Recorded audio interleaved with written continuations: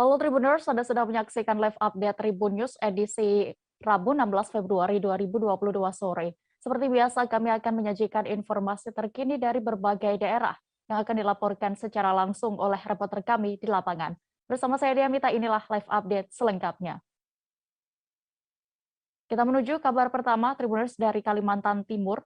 Ketua Dewan Perwakilan Rakyat Republik Indonesia, Puan Maharani tiba di Kalimantan Timur pada hari ini Rabu 16 Februari pagi. Ketua DPR RI Puan Maharani kemudian menyambangi titik nol IKN Nusantara di Sepaku Penajam Pasir Utara. Dalam kunjungannya kali ini, Puan didampingi oleh Jenderal Andika Perkasa dan Menteri Dalam Negeri Tito Karnavian. Jurnalis Tribun Kaltim, ada Muhammad Fairuisani akan melaporkan selengkapnya untuk Anda. Halo, rekan Fairus.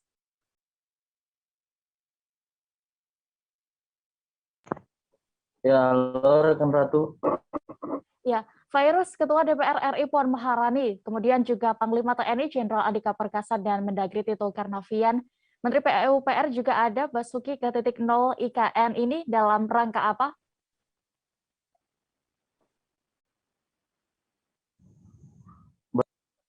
Baik, melaporkan dari titik nol Kalimantan Timur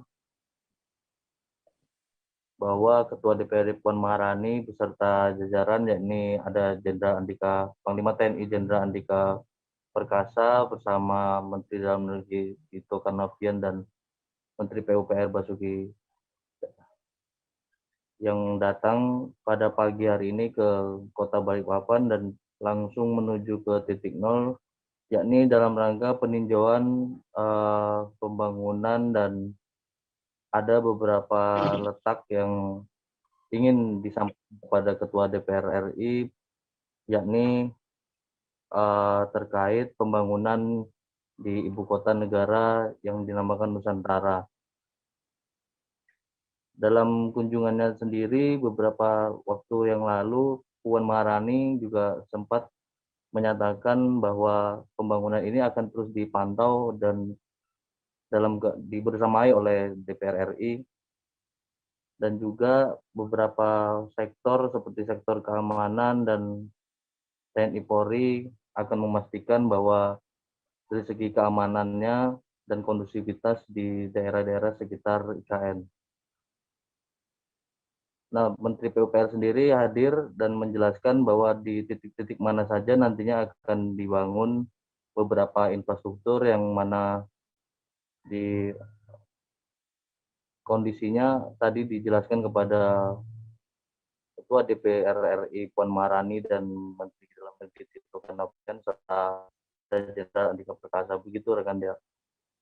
Ya, lalu selain ke titik nol IKN ini, rombongan kabarnya akan meninjau beberapa pembangunan infrastruktur juga di sekitar IKN. Di mana saja itu?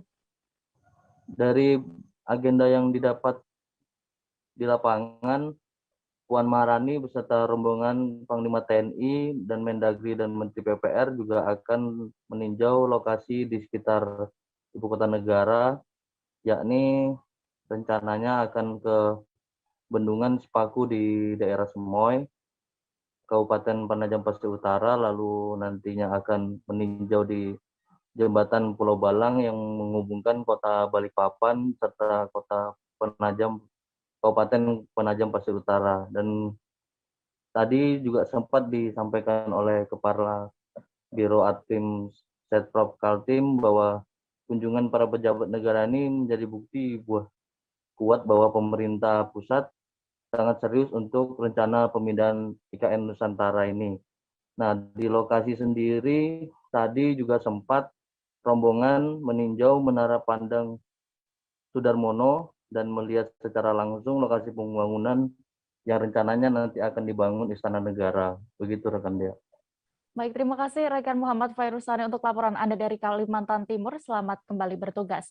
Kita beralih ke informasi berikutnya, Tribuners. Ribuan buruh melakukan unjuk rasa di depan kantor Kementerian Ketenagakerjaan Jalan Gatot Subroto, Jakarta pada hari ini Rabu 16 Februari 2022. Para buruh mendesak Menteri Ketenagakerjaan Ida Fauziah mencabut Permenaker nomor 2 tahun 2022 soal jaminan hari tua yang tidak bisa diambil keseluruhan jika usia buruh belum mencapai 56 tahun.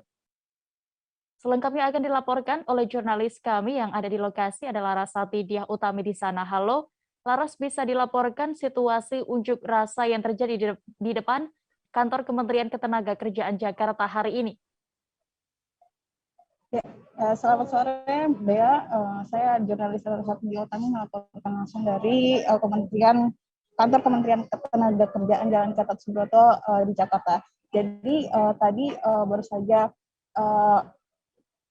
ribuan buruh yang tergabung dalam serikat kerja dan serikat buruh melakukan unjuk rasa di depan kantor Kementerian Ketenagakerjaan Jalan Gatot Subroto Jakarta pada Rabu 16 Februari 2022. Jadi buruh mendesak Menteri Ketenagakerjaan Ida Fauziah mencabut peraturan Menteri Ketenagakerjaan atau Permenaker nomor 2 tahun 2022 tentang tata cara persyaratan pembayaran manfaat jaminan hari tua atau JHT sekiranya dalam 2 minggu.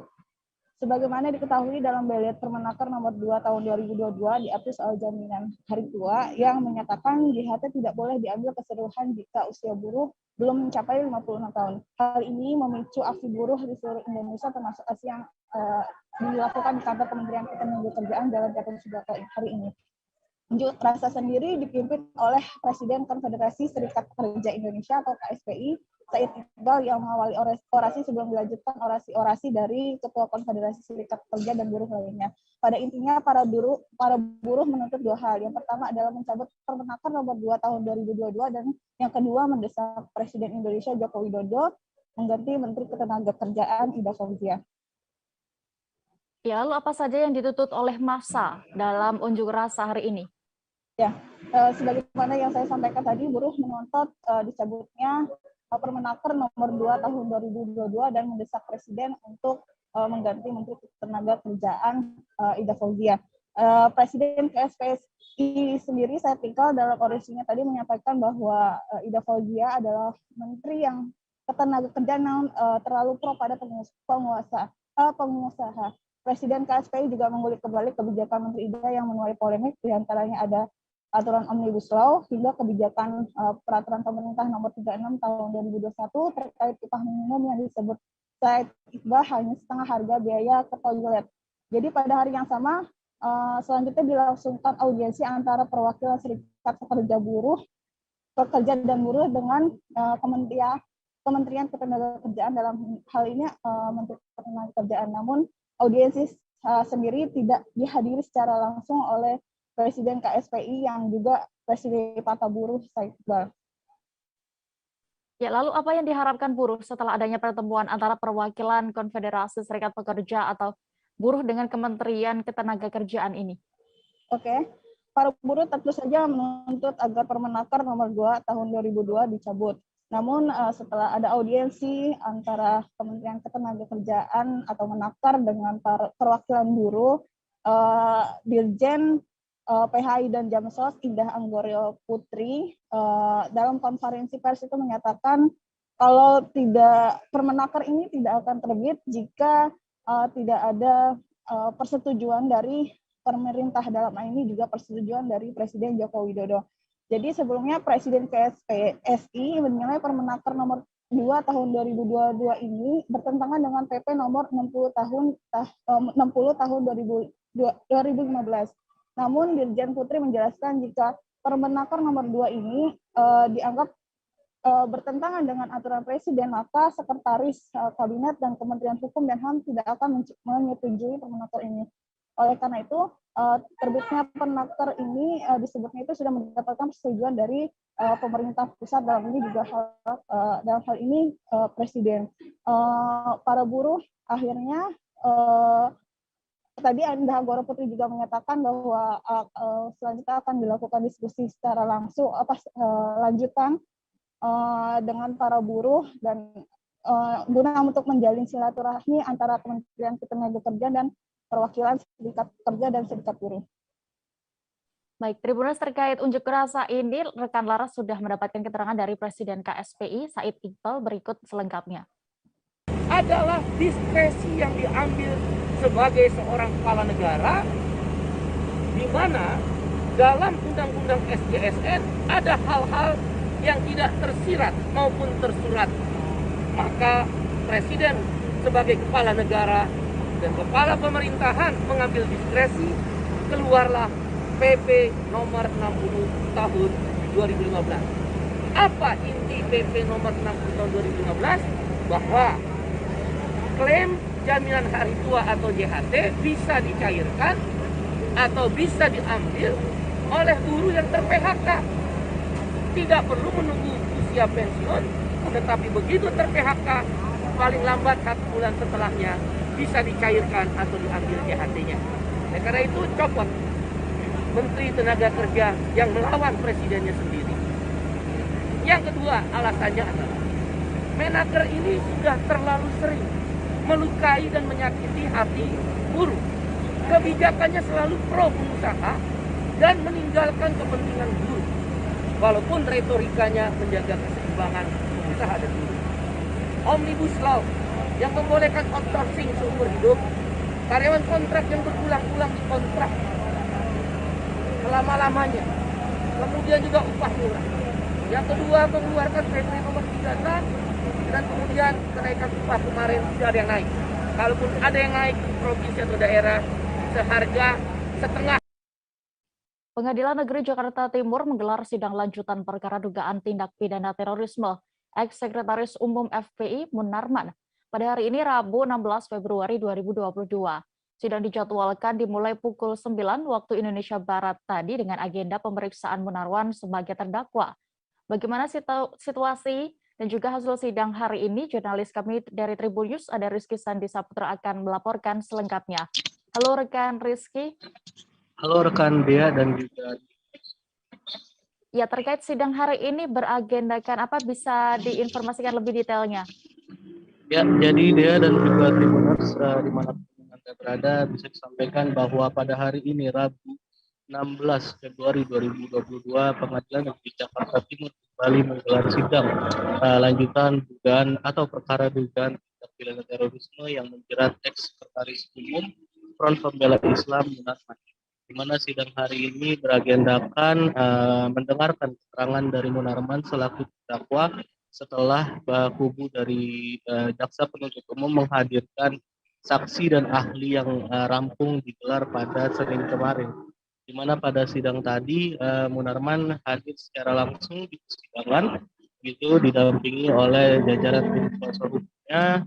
Sidang dimulai pukul 9 dan tadi selesai sekitar pukul 3 sore. Gitu ya. Apa yang disampaikan Munarman dalam sidang terkait perkaranya ini, Rizky? Ya, jadi Dea tadi di dalam persidangan ada hal yang menarik yang disampaikan oleh mantan pimpinan FPI tersebut. Dirinya menyatakan kalau pada saat rekonstruksi perkaranya yang menjerat ini, penyidik seakan melakukan rekayasa. Dalam rekonstruksi tersebut dirinya diarahkan begitu, dan juga peserta seminar berkedok baiat di UIN Ciputat seakan disutradarai begitu untuk melakukan rekonstruksi bagaimana jalannya baiat pada saat Munarman menyatakan kalau itu tidak benar begitu, karena itu berlainan dengan fakta yang terjadi pada April 2014 silam, di mana pada saat itu dirinya hadir sebagai pemateri dan tidak ada seruan-seruan yang menyatakan kalau Munarman ini sebagai tokoh yang diagung-agungkan oleh pihak FPI untuk mendukung baiat kepada ISIS. Dengan begitu dirinya menyatakan rekonstruksi yang dilakukan oleh tim penyidik saat dirinya diperiksa di penyidik Bareskrim, kata dia itu tidak berlainan begitu dengan apa yang terjadi sebenarnya saat adanya seminar tersebut begitu deh. Baik, lalu untuk sidang selanjutnya akan digelar kapan dan beragendakan apa? Ya, jadi dia ya pada sidang ini ada kelainan begitu, di mana seperti halnya persidangan lain, sidang ini tidak dilakukan pemeriksaan saksi terlebih dahulu untuk kubu terdakwa. Biasanya itu pemeriksaan saksi terdakwa digelar setelah pemeriksaan saksi dari jaksa penuntut umum selesai dilakukan. Tapi begitu untuk sidang Munarman ini, Munarman diberikan kesempatan untuk memberikan keterangan pada sidangnya ini. dengan begitu berarti sidang selanjutnya yakni kubu dari Munarman, tim kuasa hukum juga akan menghadirkan saksi dan juga ahli. Jumlahnya sekitar ada 23 orang. Begitu, dan kata Aziz Yanuar tadi kuasa hukum dari Munarman, pihaknya tidak menutup kemungkinan untuk menghadirkan Habib Rizik Syihab untuk menjadi saksi dalam persidangan ini. Hanya saja walaupun tidak menutup kemungkinan, tapi dia menyatakan Habib Rizik Syihab akan sedianya bersedia hadir begitu. Namun kemungkinan tersebut kecil karena Habib Rizik Syihab sedang menjalani masa penahanan atas perkara protokol kesehatan, pelanggaran protokol kesehatan. Begitu deh. Dan sidang akan dilanjutkan pada hari Senin mendatang tanggal 21 Februari dengan agenda mendengar keterangan saksi dari kubu Munarman dan juga kuasa hukum. Begitu deh. Baik, Tribuners, terkait ini juga rekan Rizky sudah melakukan wawancara bersama kuasa hukum Munarman, Aziz Yanuar. Berikut keterangan lengkapnya. Kemudian yang menarik adalah tadi pertanyaan dari saya, buku-buku yang disita itu terkait jihad, khilafah dan sebagainya ya itu, tapi tentang materi ya yang disampaikan oleh Pak Haji Munarman ketika jadi objek pidana ini di Makassar, di UIN itu tentang Rem Corporation NIS itu tidak diambil gitu. Kemudian jelas FPI dan Pak Munarman tidak menolak demokrasi, malah Pak Munarman masih jadi pengacara. Tadi disampaikan beberapa mekanisme ya secara konstitusi, judicial review, kemudian ada position paper, kemudian menggugat tentang hal-hal yang memang nggak sesuai itu dilakukan oleh FPI dan Pak Munarman. Nah, jadi yang disampaikan juga Pak Munarman ada pihak-pihak yang mencoba-coba membenturkan NKRI dengan ajaran Islam, dengan syariat Islam, dan ini berbahaya. Kemudian juga FPI dan Pak Munarman menganut pendapat bahwa khilafah itu adalah Imam Mahdi nanti, dan itu ada di Al-Quran. Kita semua umat muslim sepakat itu, gitu kan. Tidak menerima pendapat, tidak mengambil pendapat dari bahwa ada khilafah sebelum Imam Mahdi seperti ya Abu Bakar al-Baghdadi itu. Artinya kan bagaimana bisa dikategorikan sebagai teroris ya seperti itu, atau terkait dengan ISIS maksud saya. Kemudian ada pihak-pihak tadi jaksa juga menanya. Kita beralih ke Jawa Timur, Tribuners. Bupati Ponorogo Sugiri Sancoko yang diperiksa atas kasus dugaan pemalsuan ijazah. Pemeriksaan berlangsung di gedung Ditreskrimum Mapolda Jatim, dan ia masih berstatus sebagai saksi. Sugiri mengaku akan kooperatif dengan proses hukum yang sedang bergulir. Rekan jurnalis kami, Luhur Pambudi, wartawan Tribun Jatim, akan melaporkan selengkapnya untuk Anda. Halo rekan Luhur. Halo, sore Dea. Ya, selamat sore. Rekan Luhur, sejak kapan laporan atas dugaan ijazah palsu Bupati Ponorogo ini dibuat dan siapa juga pelapornya? Oke, untuk pelaporan dengan terlapor Bupati Ponorogo Sugiri Sancoko ini masuk ke SPKT Polda Jatim dan ditangani oleh penyidik di Treskrimum Polda Jatim pada Senin tanggal 3 Januari 2022.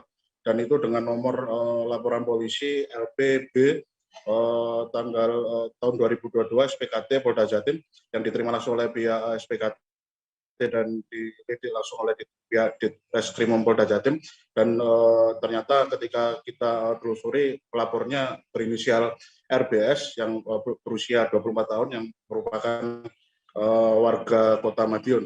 Jadi laporan itu dibuat 1 bulan yang lalu, jadi awal tahun Januari, dengan terlapor pihak Sugiri Sancoko yang ternyata merupakan Bupati Ponorogo dengan bunyi laporan atas dugaan kasus tindak pidana manipulasi surat, yang dalam hal ini adalah konteksnya adalah ijazah palsu, semacam itu. Dea.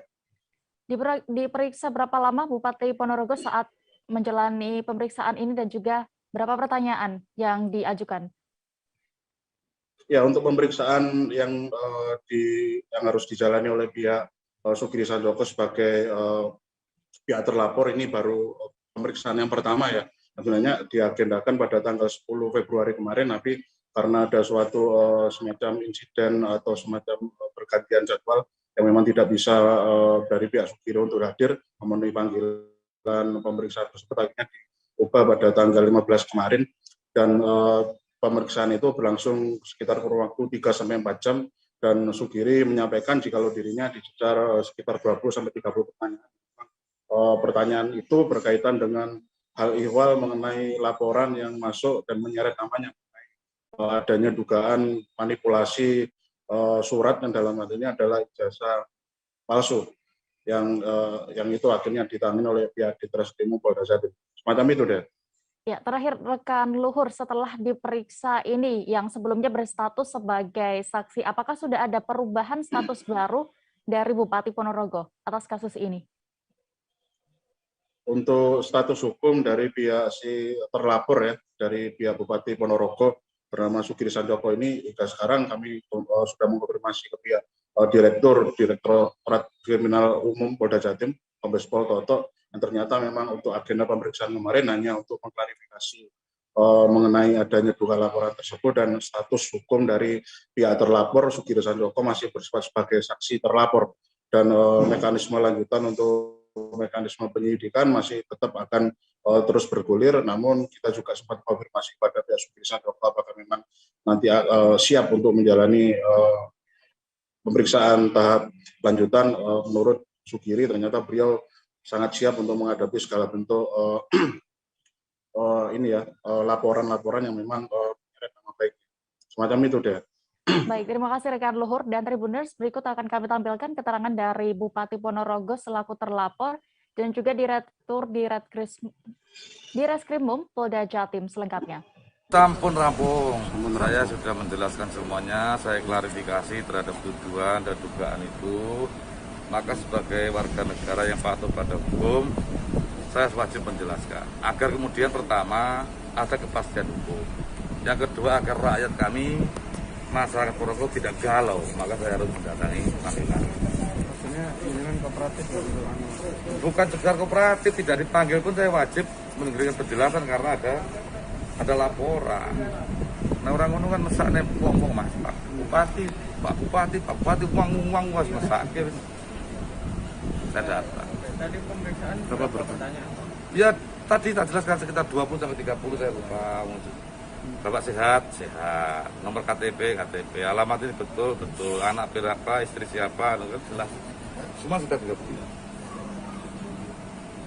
Pak, terkait laporan ini, apakah Bapak juga ada unsur politik atau bagaimana? Saya tidak boleh menduga-duga lah, namanya juga orang lapor kan boleh, mau mencari panggung boleh, mencari makan boleh, mencari apa saja boleh, yang penting. Terkait masalah barang tiga, untuk hasil nanti akan kita sampaikan berikut. Itu terkait ijazah palsu yang digunakan untuk mencalonkan bupati ya, Pak? Nah, nanti masih kita klarifikasi. Statusnya saksi. Pak Sugiri ini masih saksi ya? Oke, cukup lah ya, karena masih klarifikasi. Kami akan jeda sejenak Tribuners dan kembali dengan informasi pilihan lainnya, tetaplah di Live Update. Oke, apa kabar Bang Ariski di sini untuk strateginya? Ya, kalau saya sendiri di Gimik 37 ini yang semalam baru mulai, saya udah pasti. Sebenarnya aku nggak ngerasa itu penangkapan atau penggerebegan atau apapun itu. Karena gini loh, posisinya aku kriteria. Jadi kita mengenal disebut dengan stroke yang tidak berdarah dengan stroke yang berdarah. Stroke yang tidak berdarah itu biasanya ditandai dengan adanya penyumbatan. Kalau itu terjadi di sini mungkin pikirnya tidak ke situ kali ya, tapi kalau di Korea atau di Kamboja itu ada beberapa paper yang saya itu Mas, ya, dulunya tukang koran. Oh gitu ya, tukang koran. Ya, saya baca ya, Pak. Tuh kan, pernah baca kan? Ya. Jadi kalau saya jadi pangdam itu udah bersyukur banget. Nah, si anak ini dijadikan sebagai tersangka begitu.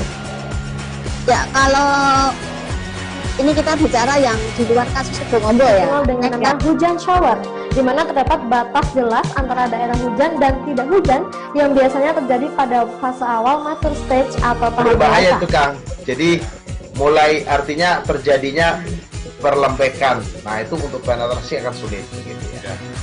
Dok, saya ini menurut saya memang tidak mudah. Bukan urusan tanah diambil. Kalau misalnya Amerika Serikat sekarang. Kembali di Live Update, kita menuju informasi berikutnya dari Jawa Timur. Abdul Jalil, warga Kecamatan Jatirogo Tuban, harus berurusan dengan polisi atas tindak pencabulan yang ia lakukan. Pelaku merupakan tukang becak nekat melakukan perbuatan asusila terhadap seseorang perempuan yang tak lain merupakan tetangganya sendiri. Mirisnya ternyata korban aksi bejat pelaku ini lebih dari satu orang. Wartawan kami dari Suria, ada Sudarsono, akan menyampaikan informasi lengkapnya untuk Anda. Halo rekan Sudarsono. Halo, selamat sore Dia. Selamat sore. Bisa Anda informasikan modus pelaku melakukan tindak asusila ini bagaimana? Baik ya, modus pelaku Abdul Jalil melakukan aksi pencabulan adalah melihat situasi dan kondisi yang dalam keadaan sepi. Jadi aksi yang dilakukan pelaku ini tidak hanya di rumah, tapi juga di jalan atau di tempat luar yang sekiranya itu memungkinkan untuk melakukan aksi pencabulan atau pelecehan seksual, maka dia akan melakukan. Jadi selain di dalam rumahnya, itu juga pernah di sawah, waktu ada perempuan melintas, juga ada waktu seorang perempuan membeli bahan kebutuhan pokok di sebuah warung. Jadi dengan modus situasi yang kondusif, dia baru melancarkan aksinya. Sehingga keempat korbannya ini yang merasa geram atas aksi pelaku ini melaporkan ke kepolisian setempat. Ya, mungkin bisa Anda informasikan terkait korban ini, tadi lebih dari satu disebutkan. Baik, korban ada 4 orang, 2 diantaranya masih usia muda, dan 2 lainnya sudah usia nenek-nenek, gitu dia. Ya, lalu dijerat pasal apa pelaku ini dan berapa hukumannya, rekan Sudarsono? Pelaku dijerat pasal 281 dan 289 KUHP, tentang pencabulan, ancaman pidana 9 tahun penjara. Baik, terima kasih rekan Sudarsono, dan berikut Tribuners kami tampilkan keterangan dari Kapolres Tuban AKBP Darman terkait kasus ini. YNF umur 3, kemudian SL umur 62 tahun, dan nenek-nenek. Modusnya adalah yang bersangkutan megang pantat, kemudian mendorong, mengelus, kemudian mendorong yang bersangkutan korban, kemudian menindis, tapi tidak terjadi hubungan badan di sana. Kemudian pelapor ini melaporkan kejadian tersebut karena mereka tersangka ini telah melakukan pelecehan seksual. Dan kok sampai 4 korban itu masih muda dan tua, itu alasannya apa dan motifnya? Ya, alasannya dalam pemeriksaan itu yang bersangkutan kepingin saja dan iseng. Dan memang situasinya mendukung. Itu dilakukan di mana dan 4 itu? Lokasinya ada yang di rumah, rata-rata di rumah. Di rumah korban atau di rumah tersangka? Di rumah korban. Di rumah korban. Berarti mendatangi dan ya, mendatangi rumah korban. Tetangga. Oh, tetangga semua ya. Masih tetangga. Statusnya sudah berkeluarga atau belum ini? Sudah berkeluarga. Sebanyak 797.192 batang rokok dan 3.696 minuman beralkohol ilegal dimusnahkan di kantor Direktorat Jenderal Bea Cukai Khusus Kepulauan Riau. Penyitaan seluruh barang bukti tersebut dilakukan dari 230 pelanggaran ketentuan kepabeaan dan cukai di wilayah Karimun. Yeni Hartarti, jurnalis Tribun Batam, akan melaporkan selengkapnya untuk Anda. Halo rekan Yeni, dalam kegiatan pemusnahan itu pelanggaran bea dan juga cukai berupa apa saja? Baik, selamat sore Dea dan Tribuners. Nah, baik, dalam pemusnahan yang dilakukan pihak DJBC Kepri, khususnya di wilayah Kabupaten Karimun, sedikitnya ada 2 bidang. Yang pertama bidang kepabeannya itu ada 3 jenis, di mana terdapat 268 karung pakaian bekas, 133 karung sepatu bekas, dan sebanyak 5 koli obat-obatan. Sementara dalam bidang cukai itu sedikitnya ada 2 jenis, di mana ada 797.000 rokok ilegal serta 3.698 liter minuman keras atau minuman yang mengandung etil alkohol. Demikian ya. Dalam pemusnahan tersebut, rekan Jenny, hasil tangkapan dalam kurun waktu berapa lama berarti? Baik, sebelumnya kegiatan ini juga sudah mendapatkan persetujuan dari Menteri Keuangan Republik Indonesia, di mana dalam penindakan ini merupakan hasil dari penindakan sepanjang tahun 2020 hingga akhir 2021, di mana dalam hasil penindakan tersebut Bea Cukai Karimun berhasil mengamankan sebanyak 230 pelanggaran dari kepabeanan dan cukai. Demikian ya. Dari 230 pelanggaran itu, berapa total berarti keseluruhan nilai barang bukti tersebut? Baik, adapun total secara keseluruhan itu untuk rokok ilegal sebanyak 317.576.000, sementara untuk minuman keras sebanyak 73.576.000. Nah, hal ini juga sesuai sejalan dengan tupoksi atau fungsi dari DJBC, Direktorat Jenderal Bea Cukai wilayah kantor wilayah Kepulauan Riau atau Kabupaten Karimun, di mana dalam arahan Menteri Keuangan Republik Indonesia, yakni untuk melindungi masyarakat khususnya Kabupaten Karimun dalam penyebaran atau penyelundupan barang ilegal dan berbahaya. Demikian ya. Baik, Tribuners, terkait kegiatan ini, rekan jurnalis kami sudah melakukan wawancara bersama Kepala Kantor Pengawasan dan Pelayanan Bea Cukai Karimun bernama Agung Mahendra Putra. Berikut selengkapnya. Terima kasih untuk teman-teman media. Pada hari ini kita melakukan pemusnahan barang-barang hasil cegahan Kantor Pelayanan Bea dan Cukai Tanjung Balai Karimun dan Kantor Wilayah Khusus Kepulauan Riau. Adapun barang-barang yang dimusnahkan itu ada barang-barang kena cukai, barang-barang yang bekas, ada pakaian bekas, ada sepatu bekas, ada barang kena cukainya, ada minuman, ada bir, ada yang botolan, ini nggak ada. Nilainya sekitar 1,7 miliar untuk kantor pelayanan dengan potensi kerugian negerinya sekitar 1,5 miliar. Ini hasil tegangan kapan ya Pak? Ya, ini hasil tegangan tahun 2020 sampai 2021. Jadi dari sekitar, kalau kantor dari kami di kantor pelayanan itu dari sekitar 230 kali kegiatan penindakan. Itu rata-rata di laut semua Pak? Atau di laut, dari operasi pasar juga. Operasi pasar untuk barang-barang BKC ini biasanya dari hasil operasi pasar. Kalau dari laut biasanya barang-barang yang kayak gini dan mereka tidak ada pemiliknya. Jadi kita konsultasikan, kita mintakan persetujuan dari KPKNL untuk dilakukan pemusnahan dan diberi izin. Makanya pada hari ini kita. Seorang dokter di Rumah Sakit Umum Esmun Medan, Sumatera Utara dilaporkan ke polisi terkait dugaan malapraktik. Laporan tersebut berawal dari meninggalnya seorang pasien bernama Sakti Fernando Napitupulu setelah disuntik antibiotik oleh oknum dokter di RSU Esmun. Rekan jurnalis kami, Arjuna, akan melaporkan selengkapnya untuk Anda. Halo rekan Arjuna, bagaimana kronologi pasien di Rumah Sakit Umum Esmun ini meninggal dunia setelah disuntik antibiotik? Halo Dia, selamat sore.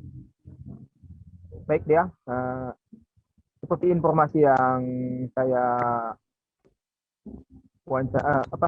berdasarkan keterangan yang saya kumpulkan dari korban maupun polisi, menurut keluarga korban, maaf, halo Dia. Iya, rekan Arjuna silakan dilanjutkan. Baik Dia, kejadian ini terjadi pada hari Senin, di mana Fernando Napitupulu saat itu mengalami kecelakaan dan tergelincir di jalan, terjatuh dari sepeda motor pada saat pulang bekerja. Lalu Fernando pulang ke rumah dan selanjutnya kakak korban membawanya ke Rumah Sakit Umum Esmun di Medan Marelan. Nah, di sana korban memang sempat ditolak oleh pihak rumah sakit dengan mengatakan tidak ada kamar. Kemudian karena memang sudah posisinya sekarat, kakak korban bersikeras agar diberikan dulu pertolongan. Namun karena maaf, maaf. Ya Dea, saya lanjutkan Dea. Halo Dea.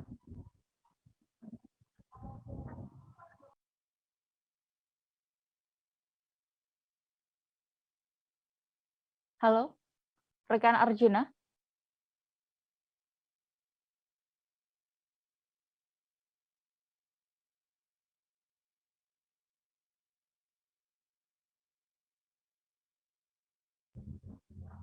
Halo Dea. Halo rekan, iya rekan Arjuna silakan.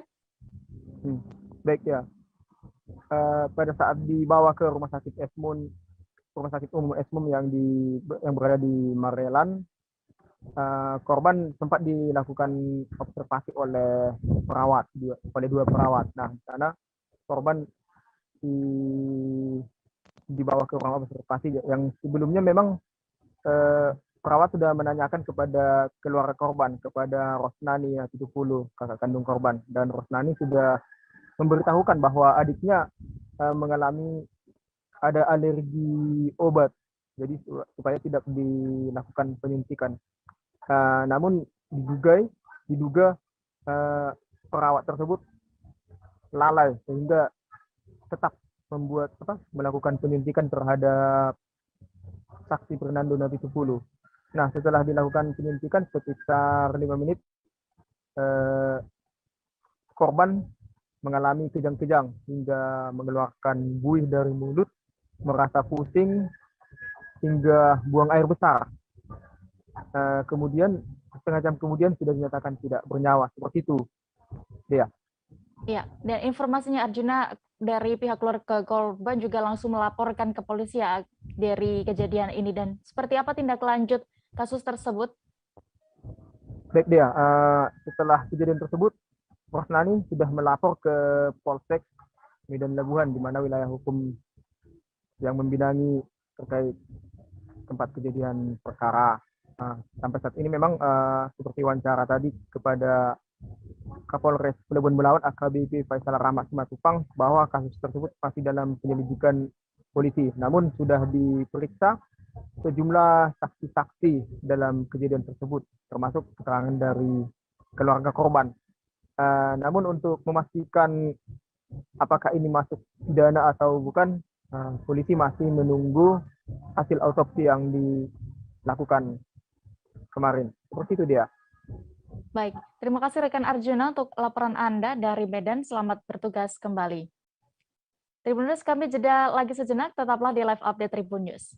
Oke, apa kabar Bang Aris di sini untuk strateginya?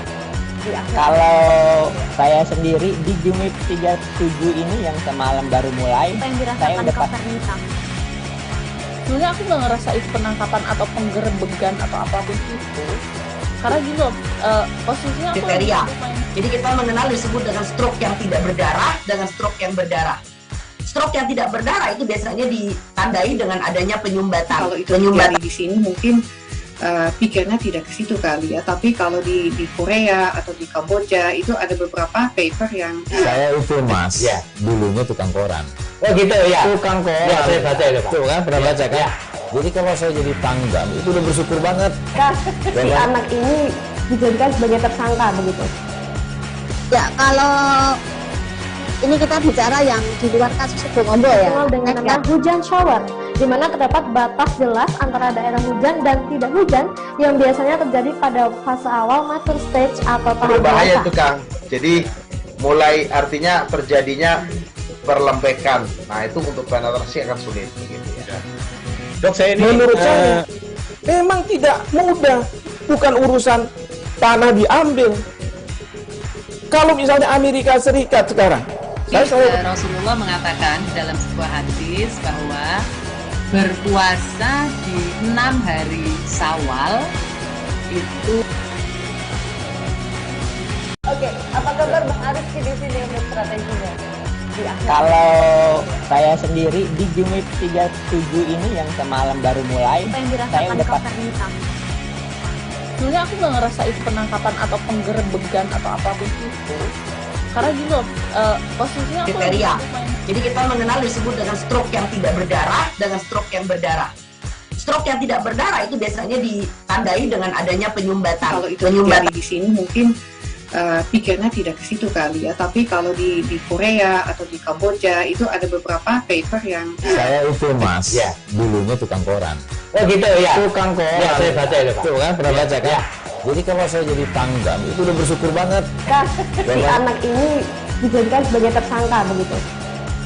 Ya, kalau ini kita bicara yang di luar kasus Sibolombo ya. Dengan nama hujan shower, di mana terdapat batas jelas antara daerah hujan dan tidak hujan yang biasanya terjadi pada fase awal mature stage atau tahap Berbahaya dewasa. itu Kang. Jadi mulai artinya terjadinya perlempekan. Nah itu untuk penetrasi akan sulit begitu ya. Dok, saya ini menurut saya memang tidak mudah, bukan urusan tanah diambil. Kalau misalnya Amerika Serikat sekarang, Rasulullah mengatakan dalam sebuah hadis bahwa berpuasa di 6 hari Syawal itu. Oke, apa kabar Bang Ariski di sini untuk strateginya? Kalau saya sendiri di Gimik 37 ini yang semalam baru mulai, Apa yang saya dirasakan udah Kapten Hitam?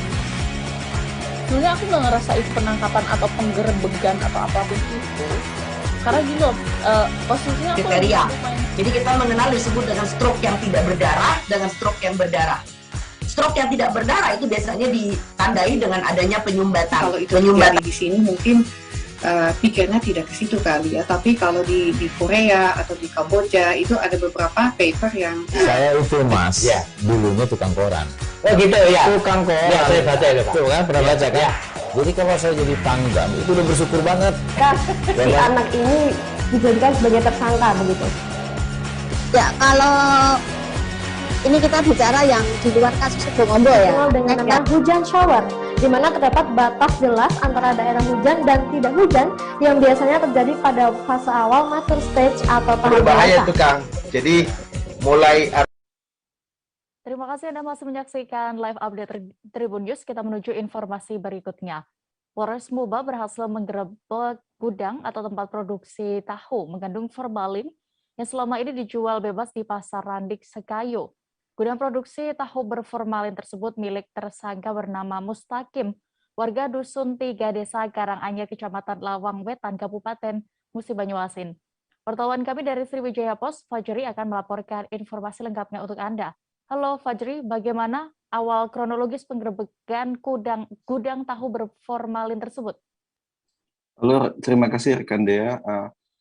Penggerebekan gudang tahu berformalin yang sudah berjalan kurang lebih selama 4 tahun ini setelah unit Pitsus Satreskrim Polres Muba menerima informasi mengenai peredaran tahu berformalin di sejumlah pasar, terutama di Pasar Randik Sekayu. Dari sana, unit Pitsus Polres Muba melakukan penggerebekan dan ditemukan sejumlah barang bukti tahu berformalin setelah dicek oleh pihak kesehatan. Pada penjualan sendiri tahu tersebut, si tersangka meraup untung sekitar 750.000 per hari. Dea. Ya, barang bukti apa saja yang berhasil diamankan oleh petugas saat penggerebekan tersebut? Terima kasih rekan Dea. Pihak kepolisian mengamankan sekitar 3.000 potong tahu yang mengandung formalin siap edar, kemudian 1 dirijen formalin dan sejumlah dirijen berukuran kecil untuk tahu yang akan dipasarkan ke sejumlah pasar. Dea. Baik, terakhir rekan Fajri, bagaimana cara tersangka ini menjalankan bisnisnya selama ini? Baik rekan Dea, tersangka ini menjalankan bisnisnya karena desakan ekonomi, di mana ia mencampur tahu tersebut untuk sejumlah tahu 50 kg tahu dicampurkan setengah cangkir akbot ini air mineral untuk tahu tersebut. Kemudian ia menjualnya. Tidak itu hanya itu saja, tahu yang tidak laku dijual juga kembali diawetkan menggunakan formalin, rekan Dea. Baik, Tribuners, terkait kasus ini, rekan jurnalis kami sudah mendapatkan keterangan dari Kapolres Muba AKBP Alam Syah Pelupesi SIK. Berikut selengkapnya. Pelaku ini sudah sejak tahun 2018. Ya. Jadi sudah 3 tahun berjalan, sekarang 4 tahun ya. Dan dari hasil interogasi kita yang bersangkutan meraup keuntungan perharinya sebesar Rp750.000 per hari. Nah, untuk daerah pemasarannya atau distribusinya itu di kabupaten masing-masing. Yang kita ketahui saat ini di Pasar Radik. Ya. Jadi ini saya rasa informasi yang perlu kami sampaikan kepada rekan-rekan sekalian untuk diketahui dan disampaikan ke masyarakat. Wali Kota Palu Hadianto Rashid mengunjungi langsung pabrik kelor pertama di Asia Tenggara. Lokasi pabrik itu berada di Kelurahan Tipo, Kecamatan Ulujadi, Kota Palu, Sulawesi Tengah. Dalam kunjungannya, Wali Kota Palu melihat bagaimana prosesi pembuatan berbagai produk dari daun kelor. Jurnalis kami dari Tribun Palu ada Alan Syahrir akan menginformasikan selengkapnya. Halo rekan Syahrir, bagaimana? Apakah pabrik daun kelor ini sudah di-launching secara resmi atau bagaimana? Baik, rekan Dea dan Tribuners, PT Kelor Organik Indonesia yang berfokus pada sektor kelor itu rencananya baru akan di-launching pada bulan Mei 2002 ini. Dan berada di Kelurahan Tipo, Kecamatan Ulujadi, Kota Palu, Sulawesi Tengah. PT KOI sendiri merupakan perusahaan pertama dan terbesar di Asia Tenggara yang mengembangkan sektor untuk dijadikan berbagai macam produk. Dan dalam pelancingan itu, Kang Dude sapaan akrabnya mengatakan rencananya akan di-launching langsung oleh Wali Kota Palu dan juga Menteri Pariwisata yang akan datang mengunjungi langsung perusahaan kelor tersebut. Kembali rekan Dea. Ya, berapa kemampuan pabrik tersebut dalam memproduksi kelor untuk sebulan saat ini? Baik, rekan Dea, Kang Dudi mengatakan bahwa dalam sebulan pihaknya bisa memproduksi hingga 45 ton dalam sebulan untuk berbagai macam produk yang sudah jadi dalam kemasan, dan itu telah diimpor hingga ke Eropa dan Amerika selain memenuhi kebutuhan yang ada di Indonesia. Kembali rekan Dea. Ya, rekan Syahrir, lalu ada produk apa saja itu? Bisa dicontohkan juga harga per produk hasil olahan daun kelor tersebut. Baik, untuk harga yang dirupiahkan, Kang Dude menyebut bahwa harga per produk mulai dari 20.000 hingga 200.000. Dan yang termahal itu 200.000, yaitu produk kecantikan yang saat ini telah diimpor hingga ke benua Eropa dan Amerika. Untuk berbagai macam produk itu terdapat seperti kapsul, obat-obatan, teh dalam bentuk teh kemasan, ya, dan juga berbagai macam makanan olahan dari kelor. Kembali rekan Dea. Baik, terakhir rekan, bagaimana tanggapan Wali Kota Palu Hadianto Rashid terkait keberadaan pabrik daun kelor tersebut? Baik, Hadianto Rashid sangat senang dengan adanya perusahaan kelor tersebut karena kelor tersebut, perusahaan pabrik kelor tersebut dapat membantu warga di sekitar yang ingin berpenghasilan lebih, di mana perusahaan kelor tersebut juga akan mempekerjakan banyak warga. Selain itu juga akan membantu warga yang ingin mendapatkan penghasilan lebih, yaitu dengan menjual daun kelor kepada perusahaan tersebut. Kembali rekan Dea. Baik, terima kasih rekan jurnalis Tribun Palu, Alan Syahrir, untuk laporan Anda. Selamat kembali bertugas. Kita menuju ke Sulawesi Barat, Tribuners. Kecelakaan terjadi di kilometer 7 Dusun Bontotiro, Desa Salugata, Kecamatan Budong-Budong, Mamuju Tengah. Insiden itu memakan korban jiwa bernama Gunawan Irianto, 19 tahun, warga Dusun Karacang, Desa Pangaluang, Kecamatan Topoyo. Samsul Bahari, jurnalis kami dari Tribun Sumber, akan melaporkan kejadian selengkapnya. Halo rekan Samsul, bagaimana Bisa Anda jelaskan di mana lokasi kejadian kecelakaan ini tepatnya dan juga kronologinya? Ya, halo rekan Dea dan Tribuners, bahwa sebelumnya kami informasikan benar telah terjadi kecelakaan lalu lintas yang menewaskan seorang pengendara motor di Jalan Trans Sulawesi. Tepatnya di kilometer 7 Dusun Bontotiro, Desa Salogata, Kecamatan Budong-Budong, Kabupaten Mamuju Tengah, Provinsi Sulawesi Barat, pada Selasa 15 Februari kemarin. Sesuai pantauan di lapangan, memang di lokasi kejadian ini merupakan jalur rawan kecelakaan, di mana jalur tersebut adalah tikungan sedang, dan jika dari arah utara menuju ke selatan, selepas dari tikungan sedang tersebut adalah jalur penurunan. Bahkan Tribuners, warga setempat pun mengatakan bahwa memang di lokasi kejadian ini sering terjadi kecelakaan lalu lintas. Begitu dia. Iya, bisa Anda informasikan lebih detailnya lagi terkait identitas korban ini dan juga bagaimana kronologi kejadiannya hingga korban bisa mengalami kecelakaan dan meninggal dunia, Samsul? Ya, berdasarkan kartu identitas milik korban yang diketahui, korban bernama Gunawan Irianto, tempat dan tanggal lahir Kabupaten Sinjai, Provinsi Sulawesi Selatan.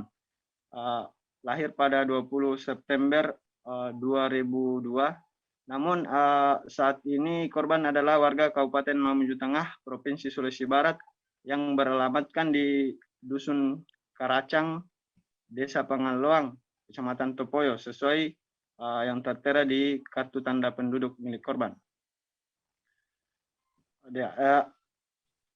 Ya, Tribuners, kronologi kejadian sesuai informasi yang didapatkan dari pihak kepolisian, yakni Kasat Lantas Polres Mamuju Tengah, Ibtu Mustamir, bahwa kecelakaan yang dialami korban ini adalah kecelakaan tunggal, di mana saat korban melaju dari arah utara menuju arah selatan dengan mengendarai kendaraan roda 2 jenis Honda GTR hitam bernopol DC 5536 PF.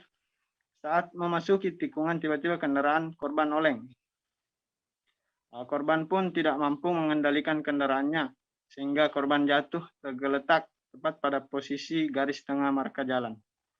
Korban pun setelah terjatuh tak sadarkan diri dan akhirnya meninggal dunia di tempat kejadian.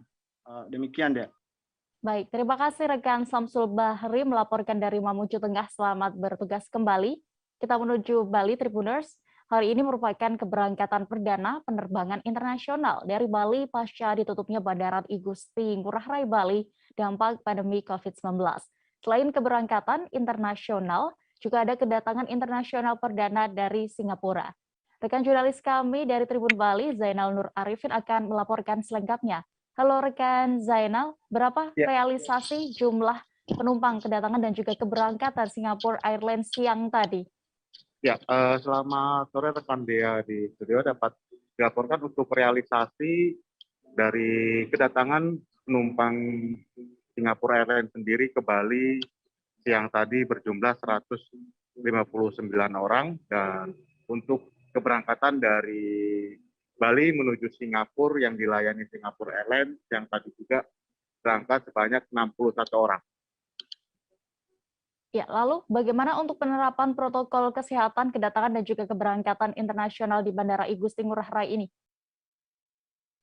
Untuk penerapan protokol kesehatan di Bandara Internasional I Gusti Ngurah Rai Bali sendiri diterapkan sangat ketat, dari baik itu di keberangkatan maupun di kedatangan. Dari mulai begitu penumpang tiba atau turun dari pesawat, dilakukan pengecekan suhu tubuh, kemudian melakukan registrasi untuk pengawasan karantina, kemudian dilakukan pengecekan dokumen kesehatan yang dilakukan oleh Kantor Kesehatan Pelabuhan kelas 1 Denpasar mengenai hasil PCR dan lain sebagainya. Kemudian dari counter pemeriksaan dokumen kesehatan sendiri dilanjutkan menuju counter pengambilan swab PCR, di mana hasil swab PCR ini akan keluar dalam waktu kurang lebih 1 jam, dan dari setelah pengambilan PCR dilakukan proses pengecekan keimigrasian atau dokumen-dokumen keimigrasian dicek oleh petugas imigrasi. Setelah dari imigrasi, para penumpang kemudian menunggu bagasi atau barang bawaan mereka. Setelah dari konter bagasi, mereka akan melanjutkan pemeriksaan menuju konter bea cukai, di mana barang-barang bawaan yang dikenakan cukai akan diproses di sana, dan setelah itu baru penumpang keluar dari terminal dan melakukan checkpoint terakhir, yaitu exit, sebelum menuju ke bis masing-masing. Hal tersebut, proses alur protokol kesehatan tersebut dilakukan juga di terminal keberangkatan, dari mulai pengecekan suhu tubuh, pengecekan dokumen, keimigrasian, dokumen kesehatan, hingga ke dalam pesawat. Demikian. Baik, terakhir rekan Zainal, untuk Singapore Airlines ini melakukan penerbangan ke Bali setiap hari atau bagaimana, dan apakah ada maskapai asing lainnya yang juga kembali terbang ke Bali?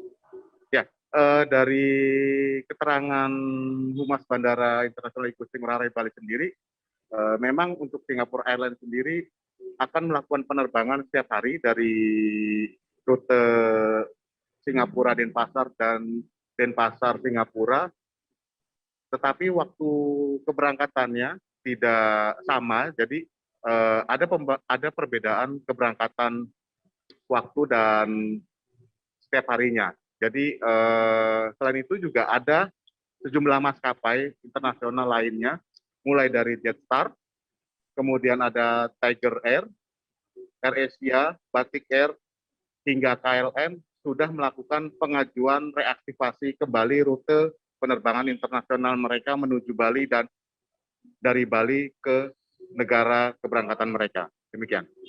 Baik, terima kasih rekan Zainal. Dan berikut Tribuners, kami tampilkan keterangan dari Stakeholder Relation Manager Angkasa Pura I Bandara Internasional Igusti Ngurah Rai Bali, Taufan Yudhistira, dan juga salah seorang penumpang asal Tabanani Komang Sukarini. Selengkapnya. Oke, hari ini tanggal 16 Februari 2022, kami Bandara Igusti Ngurah Rai Bali perdana ya melayani penerbangan internasional yang reguler, yaitu untuk ke status keberangkatan. Ini rutenya adalah Denpasar, Singapura. Maskapainya adalah Singapore Airlines dengan nomor penerbangan SQ939. Nah, plan pax-nya hari ini itu ada kurang lebih sekitar 83 pax. Ini planningnya ya. Untuk realisasinya tentunya nanti kami masih menunggu update dari setelah semua check-in. Seperti itu. Kabarnya ada kedatangan juga? Untuk kedatangan juga ada hari ini. Perdana juga, tapi untuk yang Singapura, karena sebelumnya kan sudah ada, jadi untuk hari ini Singapore Airlines, rute juga Singapura Denpasar, plan pax kurang lebih 183 penumpang.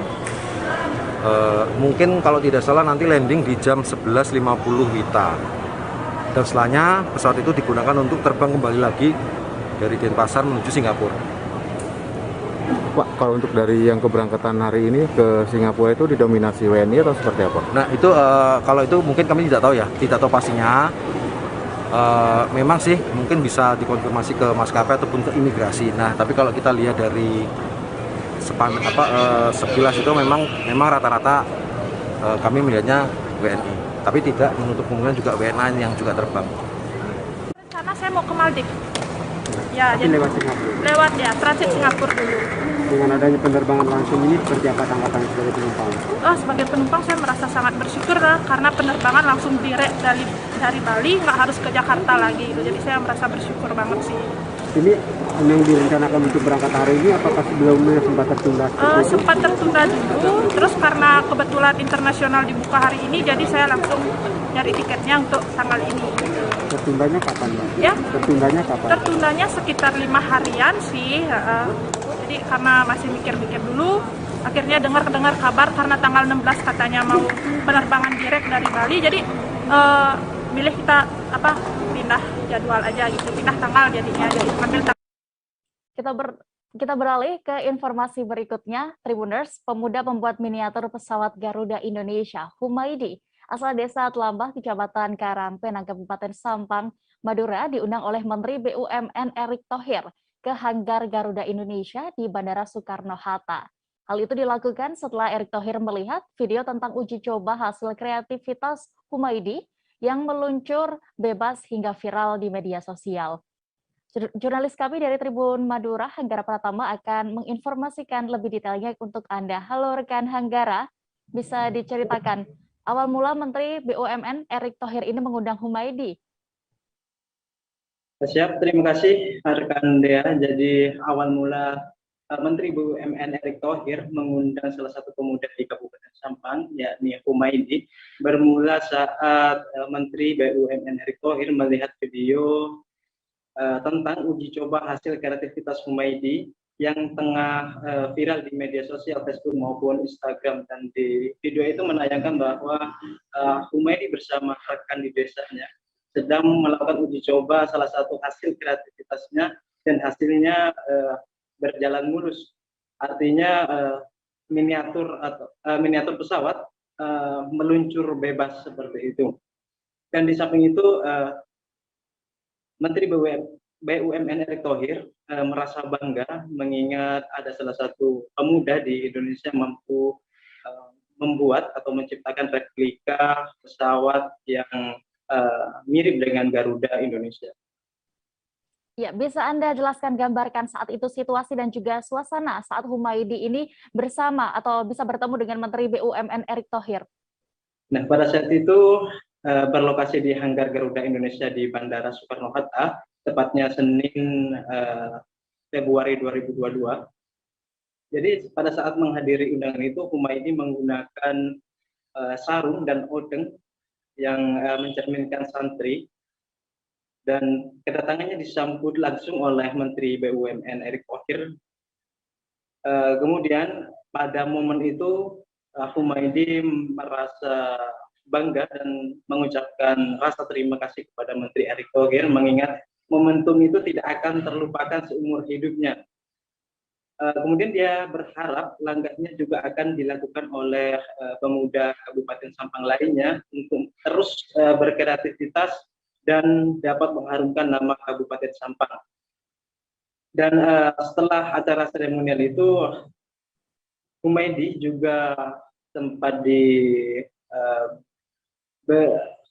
mendapatkan sebuah miniatur Garuda beserta jaket dari Menteri BUMN Erick Thohir, dan juga mendapatkan uang pembinaan senilai 50 juta. Bahkan di akhir acara, Menteri Erick Thohir bersama Humaydi langsung melakukan uji coba dengan menerbangkan miniatur pesawat di Lanut Halim Perdana Kusuma, Jakarta. Ya, terkait ini bisa Anda jelaskan secara lebih mendalam tentang sosok pemuda pembuat miniatur pesawat Garuda ini, dan juga seperti apa sebenarnya awal mula ia bisa membuat miniatur pesawat tersebut? Ya, Humaydi ini merupakan salah satu pemuda asal desa Telabeh, Kecamatan Karangpenang, Kabupaten Sampang, dan Humaydi ini merupakan salah satu santri di pondok pesantren tempat tinggalnya. Adapun kemampuan membuat replika pesawat menyerupai Garuda Indonesia itu didapatkan oleh Agus Humaydi dengan cara otodidak alias belajar seorang diri atau mandiri. Dan hal itu dilakukannya atau ditempuhnya sejak kecil, namun usahanya tidak semulus yang dibayangkan. Namun semangat Humaydi untuk membuat kreativitasnya itu tidak berhenti di sana. Dia terus belajar melalui media sosial, dan pada saat itu bergabung di salah satu komunitas, dan dia terus belajar hingga akhirnya dapat menciptakan replika Garuda Indonesia yang berukuran kurang lebih 3 meter itu. Baik, terima kasih rekan Hanggara untuk laporan Anda. Selamat bertugas kembali.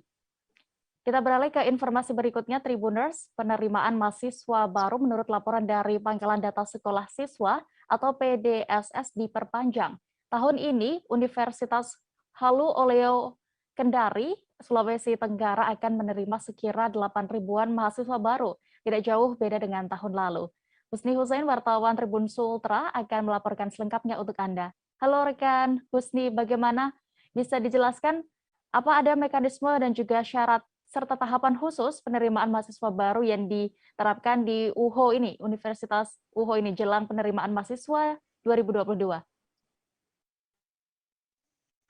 Ya, baik. Dia dapat saya informasikan bahwa memang kemarin saat kami menemui Wakil Rektor 1 bidang akademik, yaitu Dr. Lahamimu, mengatakan betul jumlah kuota ini yang disebutkan tadi itu sudah termasuk penerimaan dengan mahasiswa bagi program studi vokasi atau D3. Kemudian lebih lanjut, ia juga mengatakan kalau untuk mekanisme dari pelaksanaan penerimaan mahasiswa baru tahun ajaran 2022-2023 itu tidak berbeda jauh dengan perguruan tinggi negeri lainnya yang di Indonesia, dan ini berdasarkan dengan SNPTN, kemudian SBMPTN dan juga jalur mandiri yang disediakan oleh pihak LTMPT, yang di mana memang dilakukan juga dari berbagai perguruan tinggi negeri di Indonesia. Kalau untuk ya lebih jelasnya, ia menerangkan masing-masing dari tahapan ini sudah diatur sedemikian rupa oleh LTPMT tersebut. Rekan Dea. Ya, lalu bagaimana kesiapan UHUS sendiri menjelang penerimaan mahasiswa baru di tengah pandemi ini, Husni? Ya, baik Dea. Karena memang ini bukan kali pertama ya Dea, Universitas Salowo Kendari melakukan persiapan jelang penerimaan mahasiswa baru di tengah pandemi COVID-19. Namun hal ini juga telah dilakukan di tahun sebelumnya. Oleh karena itu tidak ada begitu persiapan yang dilakukan oleh Universitas Salowo Kendari, namun ia menegaskan kembali bahwa untuk pelaksanaan SBMPTN yang dilaksanakan itu akan dilakukan seperti tahun sebelumnya, yaitu offline, yaitu di masing-masing ruangan di Universitas Salowo Kendari yang telah disediakan nantinya. Dan untuk mahasiswa juga akan diberikan waktu untuk mempersiapkan diri, kemudian dibagi seperti itu, rekan Dea. Baik, terima kasih rekan Husni Hussein melaporkan dari Kendari, Sulawesi Tenggara. Selamat bertugas kembali. Kita beralih ke Provinsi Riau, Tribuners. Sejumlah pembatasan aktivitas masyarakat selama PPKM level 3 di Kota Pekanbaru kembali diterapkan. Penerapan PPKM level 3 berlangsung hingga 28 Februari 2022 mendatang. Wali Kota Pekanbaru, Firdaus, menyebut bahwa kelonggaran selama PPKM level 1 ini terpaksa diperketat di PPKM level 3. Jurnalis kami dari Tribun Pekanbaru, Fernando Sikumbang, akan menginformasikan selengkapnya. Halo rekan Fernando. Oke, sore dia. Ya, selamat sore rekan Fernando. Apa indikator yang membuat Kota Pekanbaru ini kembali naik ke PPKM level 3? Oke, rekan Dea. Satu indikator yang menjadi tolak ukur hingga Kota Pekanbaru saat ini PPKM level 3 adalah tingginya kasus. Karena kenaikan kasus ini cenderung membuat positivity rate dari kasus COVID-19 di Kota Pekanbaru pun cenderung meningkat. Karena untuk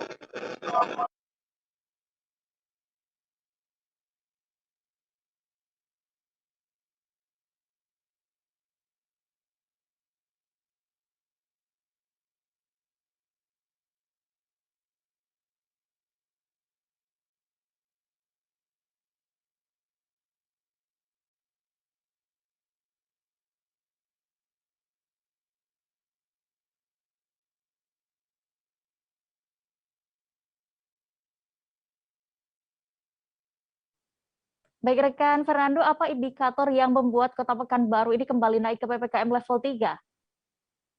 Oke, Dea, dari informasi yang diperoleh dari pihak Dinas Kesehatan, memang terjadi peningkatan kasus COVID-19 menjadi satu indikator yang menyebabkan Kota Pekanbaru saat ini memasuki PPKM level 3.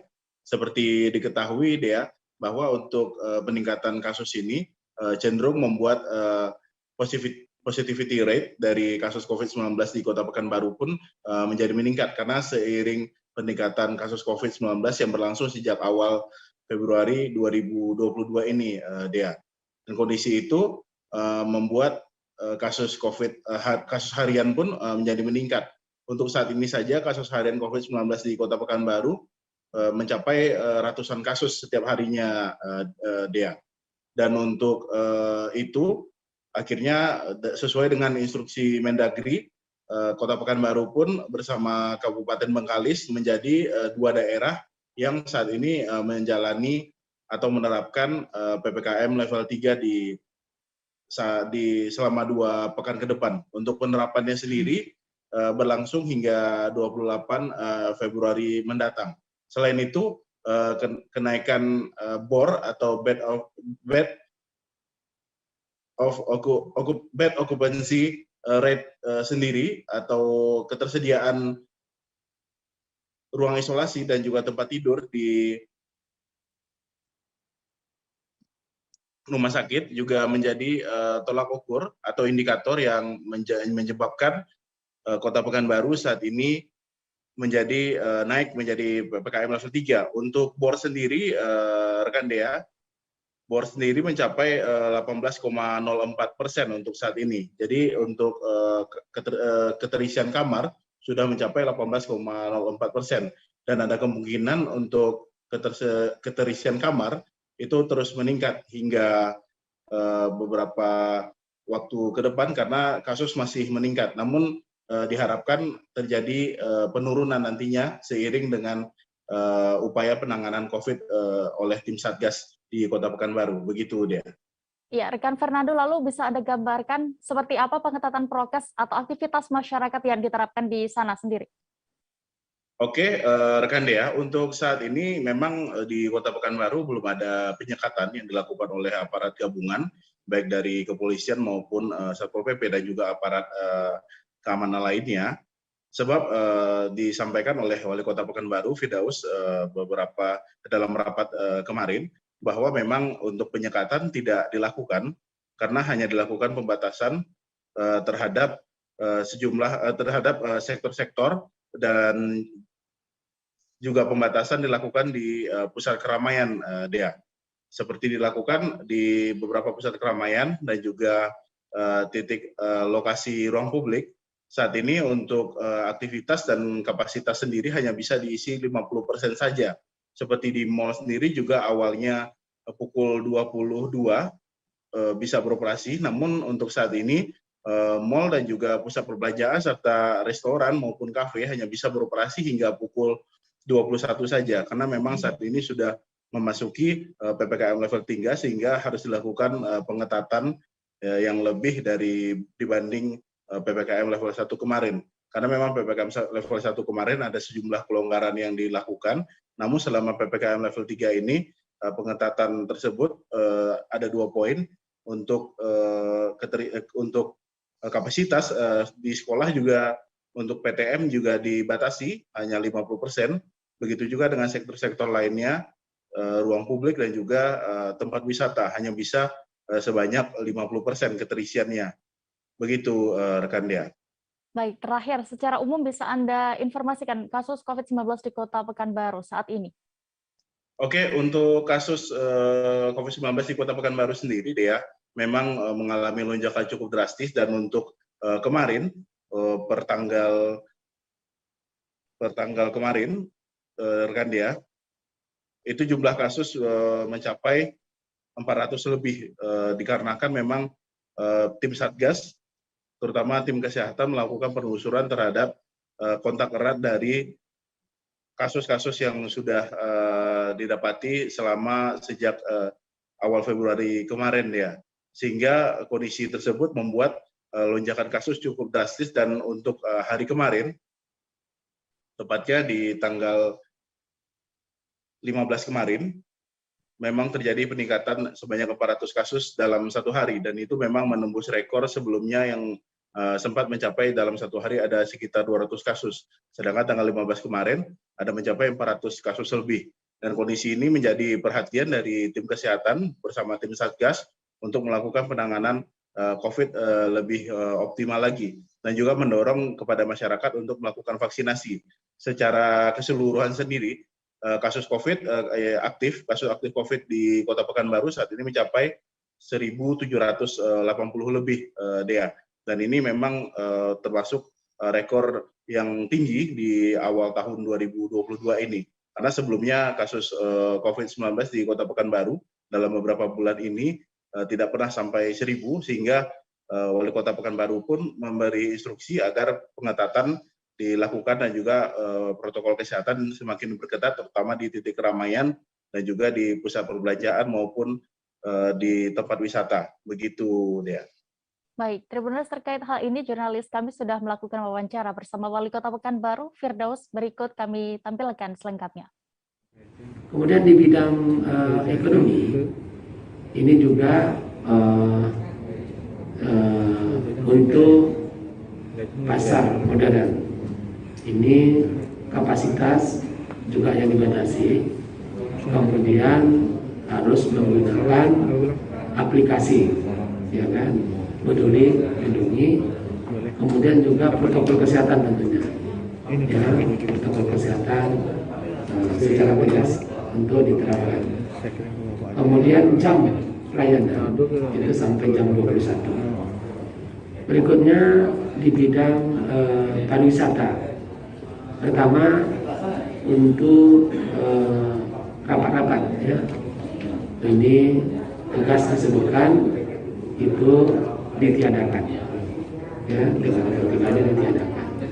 Tapi untuk kegiatan kepariwisataan di lapangan, nah ini diberikan dengan ketentuan juga membatasi di setiap kegiatan dan menerapkan protokol kesehatan. Kemudian di bidang kegiatan lain, baik di dalam ekonomi maupun juga kepariwisataan, karena tadi juga ada inspirasi dari asosiasi perhotelan untuk meminta kegiatan yang ada di hotel mereka dengan penyajian makanan dalam bentuk prasmanan, bukan makanan kota-kota. Pada kesempatan ini saya menjawab permintaan dari asosiasi belum dapat kami izinkan, karena kita harus mengikuti ketentuan yang telah ditetapkan dalam. Informasi tadi sekaligus menutup perjumpaan kita dalam live update sore ini. Tribuners, lantaran masih di tengah pandemi, kami kembali mengingatkan kepada Anda untuk terus menerapkan protokol kesehatan dimanapun berada meski sudah mendapatkan vaksin 2 dosis lengkap. Saya Diamita beserta kru yang bertugas pamit. Terima kasih dan sampai jumpa. Jangan lupa like, subscribe, dan share ya.